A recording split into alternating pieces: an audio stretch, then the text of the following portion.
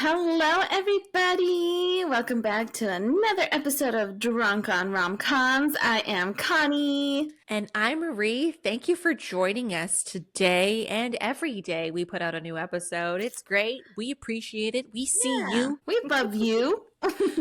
We do love you. I don't even know you and I love you. But if this is actually your first time listening to us, what a very interesting choice to pick this as your first episode. We are Drunk on Rom-Coms. The podcast talks about all things romantic comedies. Good, bad, ugly, sexy, slutty. I don't know. And then we have fun drinks during the episodes. Connie, this is the end of our first recording day back for season 3. How is your wine that you've been working on? I'm halfway through my bottle. Clearly. I mean, it's like water at this point. Yep. Right? It's hydration station. It's usually how that goes with the hydration station. Mm-hmm. So today we are continuing our age gap series, and we're going to be talking about 2024's A Family Affair, starring Nicole Kidman and Zac Efron. And Joey King. Oh.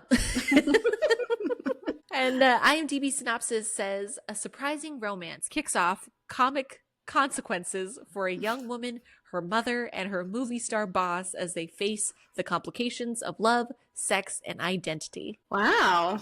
Okay, IMDb. Sometimes I don't know about it. It's like they're really intense on this one. And I think the funniest part is, so far in season 3, all of these movies take place in LA. That's so interesting. The next episode does not. It ruins our streak. But I just thought that was so hilarious that we're still in LA doing stuff. I mean, great. Okay, let's get into it. A Family Affair. Zac Efron. So he is a movie star, a diva, I think. Mm-hmm. Mm-hmm. He has an assistant who is Joey King's character.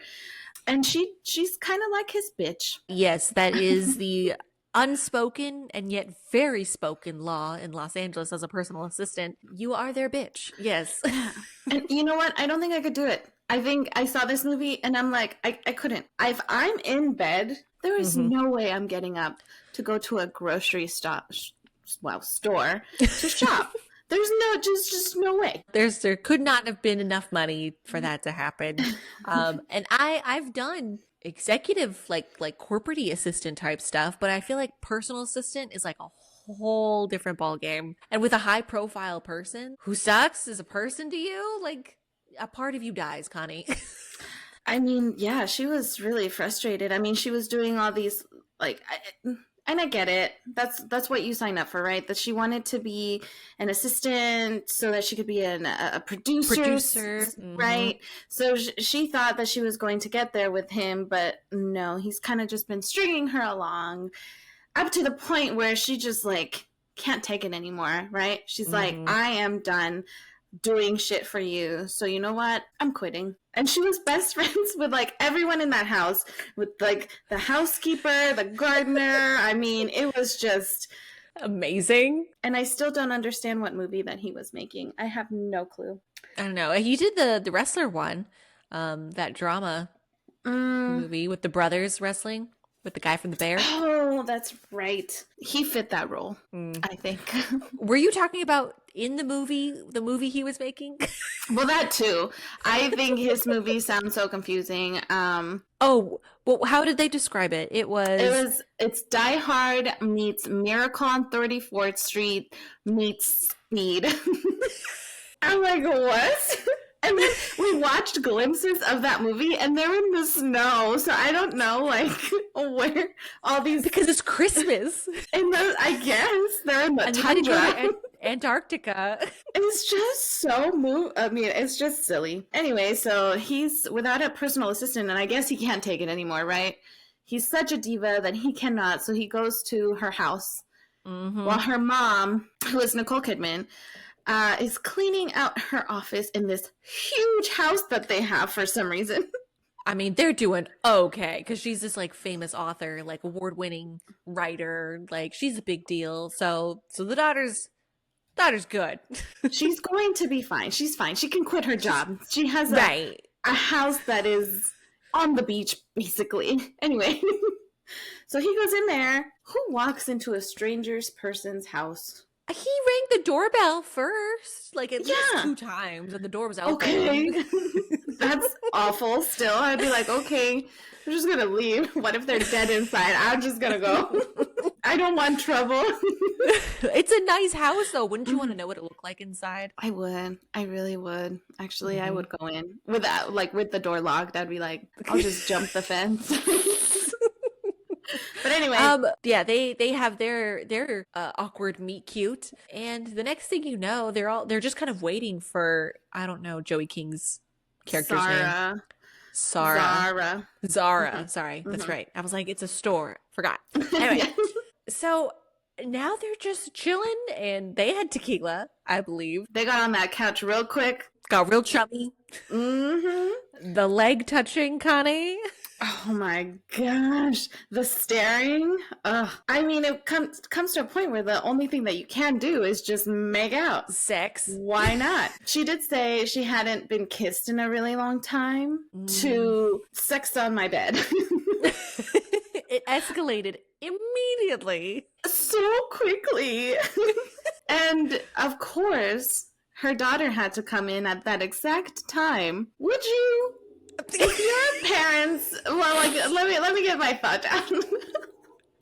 If your mom's door was closed, would you open it? Unfortunately, yes. Because if it's just my mom and I, she's never dated in the last 10 years since my father would have passed. Like, no one should be there. However, and then I am going to have a however again. You would think she would have heard noises coming from the bedroom, right? That would have been enough for me to not open the door. I think I would have knocked and then opened, you know what I mean? Like, but not waited for anything. I would have been like, hey, coming in. However, this is a nice-ass house with giant doors. Like, I feel like maybe you couldn't hear anything because of how thick these walls were, because it's a bougie-ass house. So I could get away with assuming you might not have been able to hear a lot. Or if you did, it wouldn't be what you thought it would be because you've never heard it. But you know what I mean?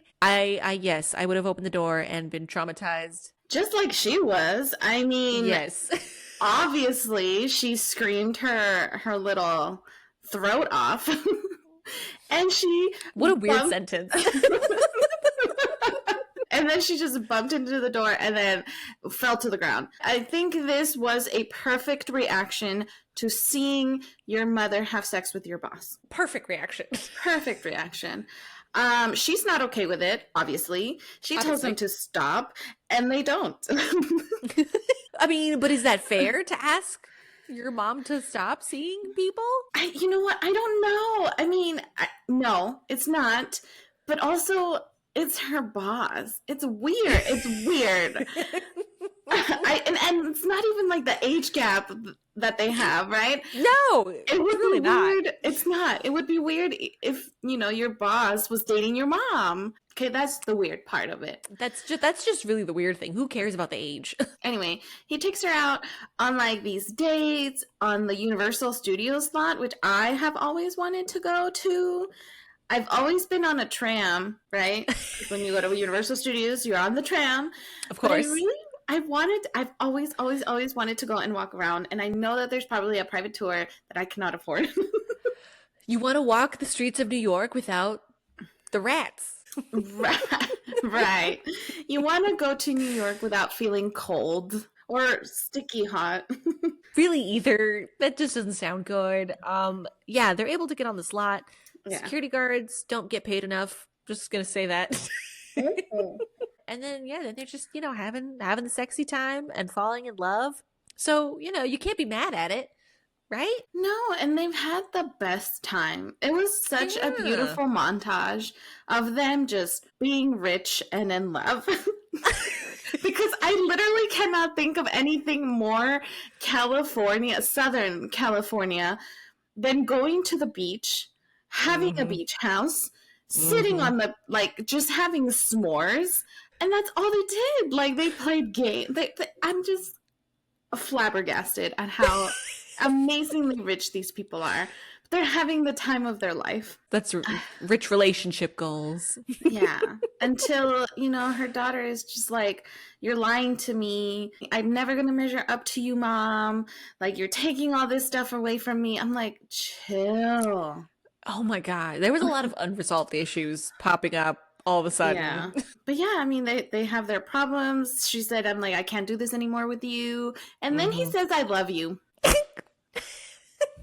It was so awkward. She's saying, I can't do this anymore because Zara is in a weird space. And he's like, okay, love you, bye. Like, what? We're like, okay, well, I'm just going to go ahead and hang up now. I'm glad we could have this conversation. Yeah, I mean, and then the other person that I really love in this movie is the mother-in-law, which we haven't touched on. Her Grandma. Gma, she knows what's up. It's Kathy Bates. I mean, she was also in Valentine's Day. And I'm like, okay, she loves love, but she was also like the best horror film Misery. I don't know. She does it all. Anyway, Yes, she's cool. She's a cool grandma. She's like, you gotta get your, I don't know, face out of your ass. What's the phrase? Stick out of your ass.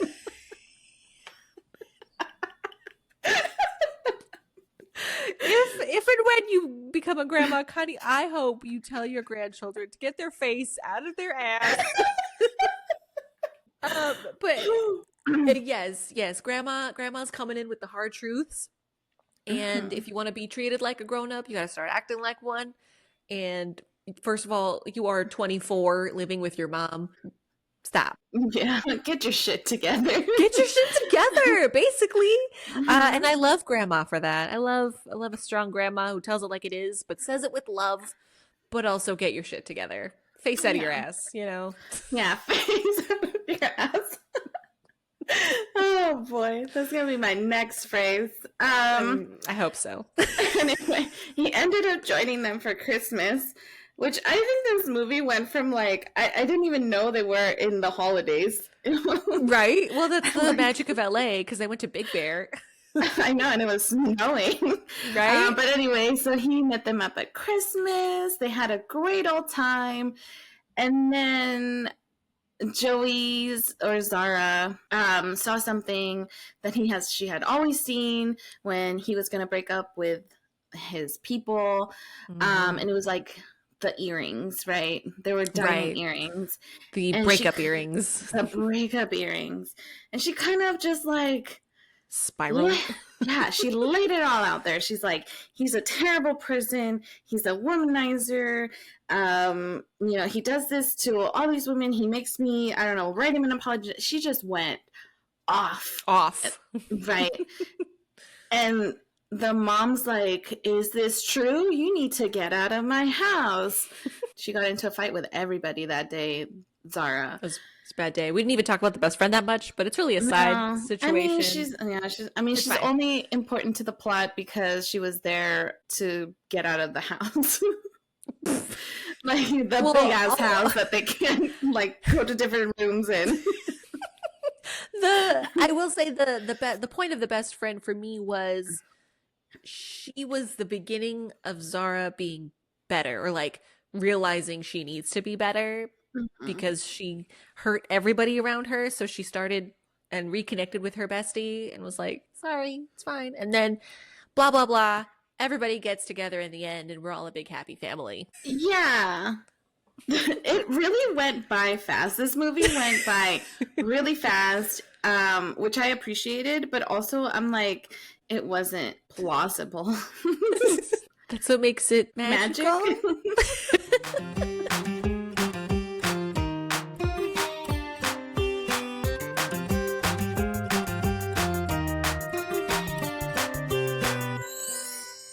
All right, now let's jump into our Take Me on the Piano segment. Shout out Team John Ambrose. basically anything in the movie that we found sexy, great, want more. Connie, were there any of that for you in here? I want to say no, but for the sake of putting something here, Great, thank you. I do love the fact that he took her. First of all, there were a lot of private dinners where he just catered to. I mean, who wouldn't want that, right? This young man renting out this space to have dinner, to have a private, I don't know, tour section, dress in all these fancy costumes. I mean, that would do it for me, honestly. And it worked for her, right? You would have had sex on the lot. Yes, who wouldn't want to? But yeah, I mean, this movie didn't really have a lot of those. I mean, there were some staring moments, and I felt it. But yeah, those are my take me on the piano. I will add to all the like private dinners and like private dates everywhere and stuff. So the private dinner one actually reminded me of like some of the book talk stuff that we, have read. And one of my preferred tropes is like the billionaire storyline or billionaire guy. Yeah, the idea of like, oh, you rented out the whole place for me. Not really sure if I was going to come anyway. And then you think about the staff who has to work this. You're like, after we finish with this course, they're going to have sex on the table. When do we go back inside to like put dessert out? Like, will they tell us? Is there like a little bell? Do we just check in every so often? Hello? Can you bring out the rest? And like at some point, like the workers were just kind of standing there. And then I'm like, would you have to tell them like, hey, can you, just it's like, get out? It's sexy time now.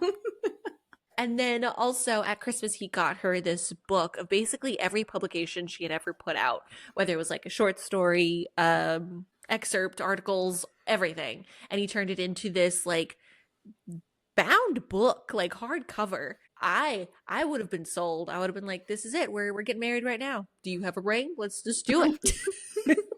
It's Christmas. Yeah, that was really a sentimental gift.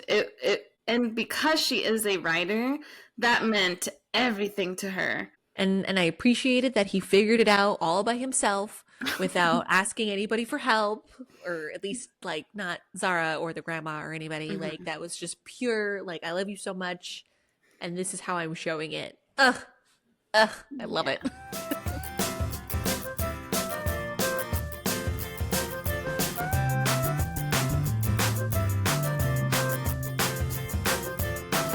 Now we're coming into our Why Are You Like This segment. Parts of the movie that made us question all of our favorite characters' choices in life, but we get it. It's for the plot. Connie, what do you got? I have Zac Efron's character. So I think the start of the movie, it was cringe. I hated it. Him like saying that she was going to be fired every single time she did something wrong. Her, like, he needed an apology letter because she couldn't get there on time. Like, what? The movie, it's just awful. Like, why? Oh, not this whole movie. Family Affair movie. Not the movie. Like, subplot. He is filming this movie, and all we get is this scene of this. Like, he's just with a gun. I don't even know what it's about. Honestly, he's just in snow. It's Die Hard meets Miracle on 34th Street meets Speed. It's horrible. And I don't know how he's an actor. 2, so we didn't touch on him, but Nicole Kidman's dead husband, Charlie. So before he died, which is horrible, he did not want to be married to her anymore because he was totally jelly that her book did better than his. And that is so petty. And then he got cancer and like died. I mean, but also like karma. Right? I didn't want to say it.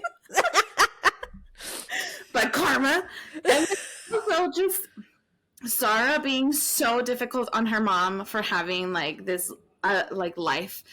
Her grandma is the one that says it, like, who is your mom to you? And she's like, she's my mom. And she's like, is that all she is to you? Because she's also a woman. She also has all these feelings, and you need to take that into consideration. She is not just your mom. She is someone entirely different. So, Sarah, for making her life miserable for a hot minute there. A big hot minute. It was very big hot minute. Yeah. Yes, to add on to Zara, it was the constant, well, what about my feelings through literally the majority of the movie? Why how did you end up being the diva throughout all of this? And I felt like you're too old to be feeling like that. And then also, we didn't talk about, because it was just a random scene, but she like had to go to her pediatrician, her doctor or whatever, which was this children's doctor. Anyway, this doctor sucks. I would hate for this man to be my doctor. He basically was about to treat her, but then Zac Efron's character comes in, and now he's like fangirling. First of all, family only in this room. And you didn't even treat me, sir. Like, what? Be a doctor. Yeah, he sucked. Yeah, all that was really rough for me. Zara was tough for me to appreciate, but shout out to all of the staff working there that she knew. I love that they supported her when nobody did. Shout out staff. Yeah, I really liked the housekeeper, because honestly, if I got into a fight with you, right? Like, supposed to be my best friend, I got into a fight with my mom and I had nowhere else to go. I literally have no other friends. Like, where would I go? Where would you go? Naturally, the housekeeper's house. Who, like, lets you in with open arms. I know, they loved her, and I was like, no, don't. She sucks. But also, like, she had a nice house, too, so he took good care of his people. Everyone in this fucking movie had the best houses. Like, I can't wrap my mind around it.